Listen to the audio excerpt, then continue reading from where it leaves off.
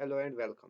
पहली वीडियो में हम लोगों ने देखा कि कोई भी नंबर अगर डिवाइड होता है 2 से, 3 से, 4 से, 5 से, 6 से और 7 से। अब इस पार्ट में हम देखेंगे कि हम कैसे देखेंगे कोई भी नंबर डिवाइड होता है 8 से, 9 से, 10 से और ऐसे ही अप टू 37।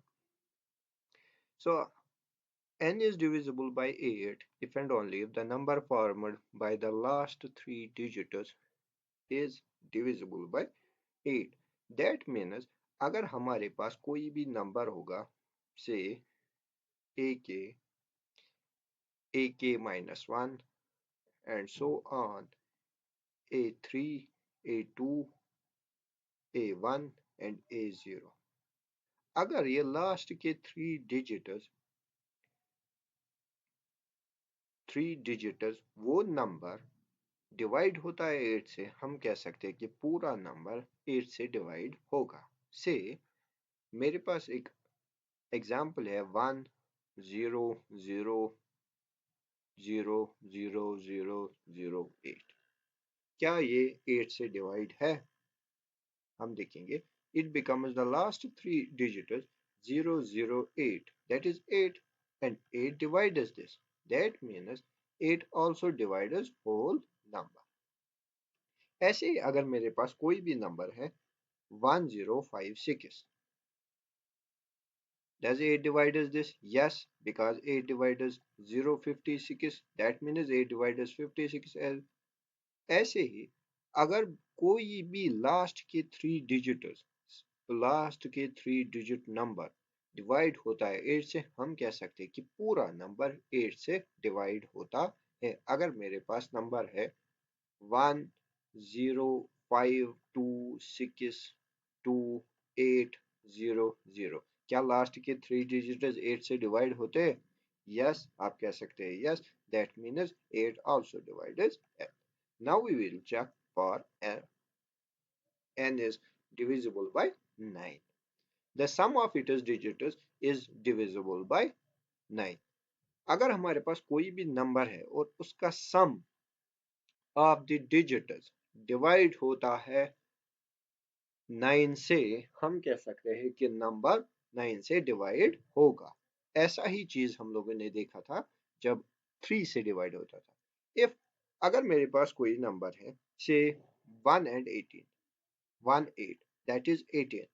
अगर मुझे देखना है कि ये 8 9 से डिवाइड होगा, तो सिंपली मैं क्या करूंगा 1 plus 8, that is 9, that means 9 divides 9, it is true, so 9 divides n।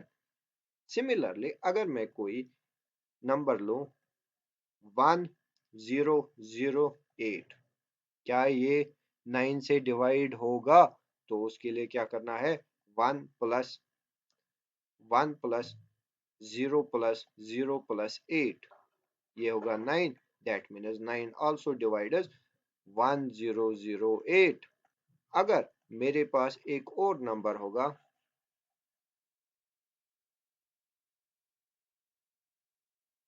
n is equal to 101, क्या ये 9 से डिवाइड होगा? Simply 1 plus 0 plus 1, that is 2, so 9 does not divide 2। ऐसे ही हमारे पास और भी नंबर्स है जो एग्जाम पॉइंट ऑफ व्यू से इंपॉर्टेंट होते हैं। लेट अस सपोज हमारे पास एक नंबर है 1017, क्या ये 9 से डिवाइड होगा? तो उसके लिए क्या करना है 1 plus 0 plus 1 plus 7, that is 9, therefore 9 also divides n। सो हमारे पास क्या कंडीशन बनी अब 9 के लिए? अगर उन सब का सम एग्जैक्टली जैसा 3 के वक्त होता था, हम ये कहते थे अगर n is divisible by 3 when the sum of the digits is divisible by 3, और 9 में भी ये सेम ही होता है। Now move to the next one। n is divisible by 10, the last digit should be if and only if the last digit is 0।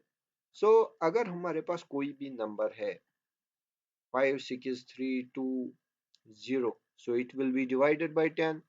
so कोई भी कोई भी नंबर जिसमें आप लोग देखेंगे कि 0 लास्ट में आता है, 0 लास्ट में आता है, तो हम क्या कह सकते हैं कि ये डिवाइड होता है 10 से। ये तो इजी है। Now let's move to the 11th।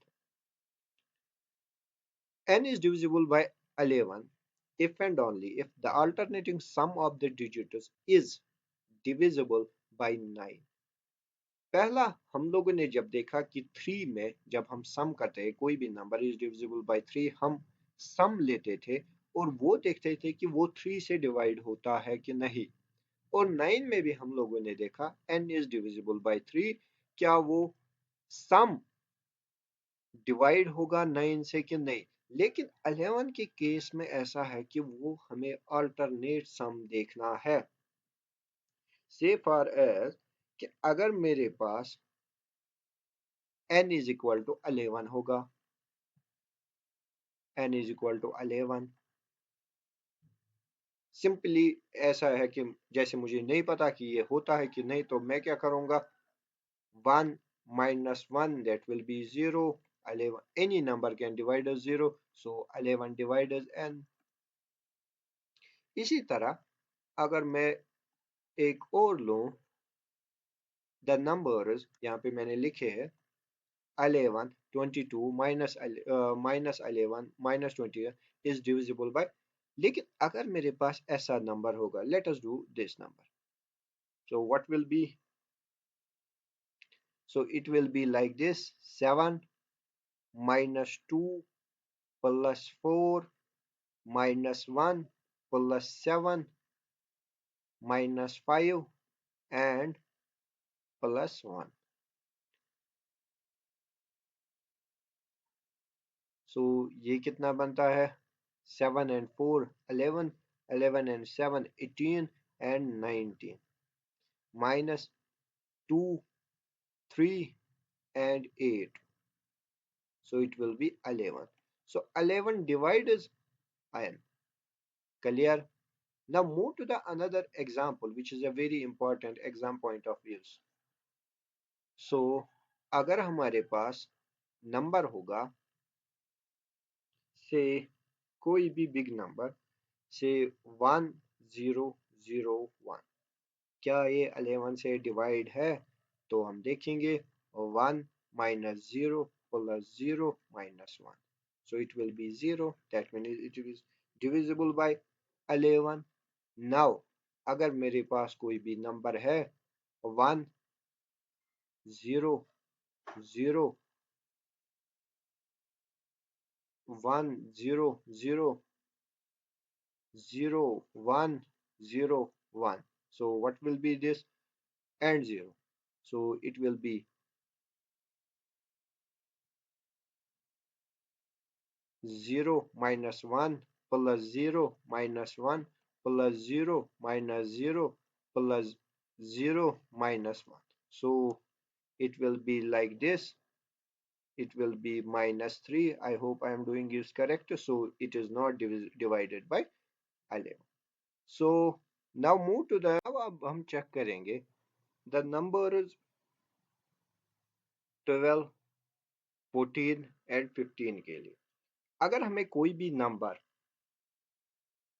क्योंकि अगर आप लोगों ने पहली वीडियो देखी होगी उसमें हमने देखा था कि 3 से कैसे डिवाइड करें और 4 से कैसे डिवाइड करें और 2 से और 7 से, 3 से और 15 से। अगर 6 के मामले में हम लोगों ने देखा था कि अगर 2 और 3 बोथ से डिवाइड करता है तभी हम कहते हैं कोई भी नंबर डिविजिबल बाय 6 आता है। उसी तरह अगर हमारे पास कोई भी नंबर जो डिविजिबल बाय 3 भी होगा और 4 भी होगा, हम कह सकते हैं कि ये 12 से भी होगा। ऐसा नहीं कि ये 3 से होगा और 4 से नहीं होगा। उसी तरह अगर हमारे पास कोई भी नंबर जो कहेंगे कि ये 14 से डिवाइड होगा, कि अगर ये 2 से भी डिवाइड हो और 4 से भी, 7 से भी डिवाइड हो। और अगर 15 के मामले में अगर कोई भी नंबर जो 15 से डिवाइड होगा, हम कहेंगे कि ये 3 से भी होना चाहिए और 5 से भी होना चाहिए, जैसा कि हम लोगों ने 6 में किया था कि अगर कोई भी नंबर 2 से भी डिवाइड है और 3 से भी डिवाइड है। फॉर दैट आप लोगों को पहला पार्ट जरूरी देखना है। So let's move to the last one.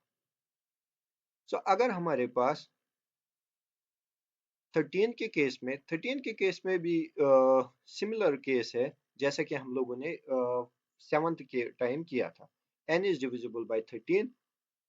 The condition is are the same, जैसे कि हम लोग अल्टरनेटिवली 7 की टाइम कर रहे थे, और ये एग्जांपल भी आप सिंपली कर सकते हैं.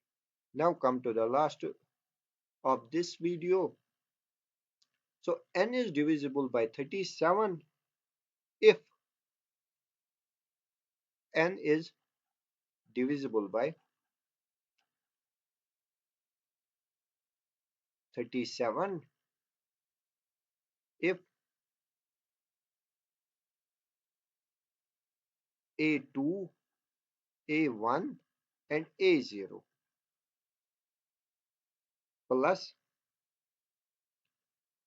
इसमें अल्टरनेटिव सम नहीं होता यार, इसमें सीधा सम होगा, बट थ्री डिजिटर्स का, A3, A4, A5. सो यहाँ पे ये मिस्टेक हुई है कि ये A2, A1 और A2, A1 और A0. सो यहाँ से अब हम देखेंगे कि ये नंबर जो हम लोगों ने लास्ट में और पहली ही वीडियो में दिखाया था, क्या हम ये देख सकते हैं कि ये नंबर 37 से डिवाइड होता है कि नहीं. सो कंडीशन क्या है, हम थ्री नंबर ले, 515 प्लस 744 प्लस 125 प्लस 22. अगर आप सम देखेंगे तो ये बनेगा 1406, which is divisible by 37. Always divide us 40, hence 37 divide us 14. I hope आपको ये वीडियो अच्छी लगी हो. Thank you.